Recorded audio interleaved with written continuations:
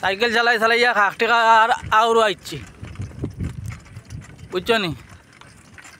Cycle চালাইতে অনেক আরাম লাগে কিন্তু পাও বুঝে কত কষ্ট সাইকেল চালানি। ছোটোকালে আমরা সাইকেল চালাইছি, বগলি চালাইতাম বগলি, কত কষ্ট লাগতো, কত শখ আছে সাইকেল চালানি শিখতাম।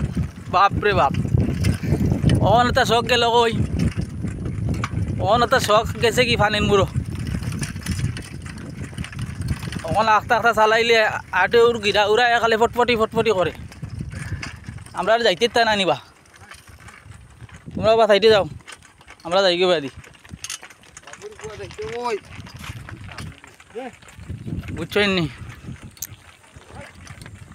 আইমান জিনিসটা যেমনে কইবা অমনে কথা শুনে, কিন্তু মানুষে কথা শুনে না।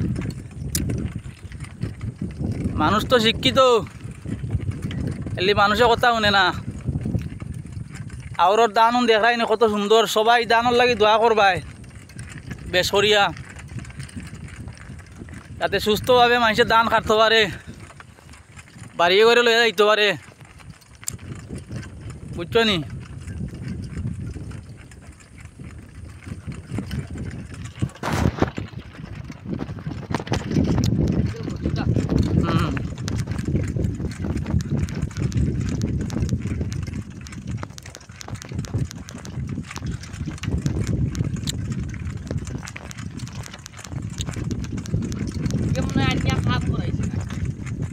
না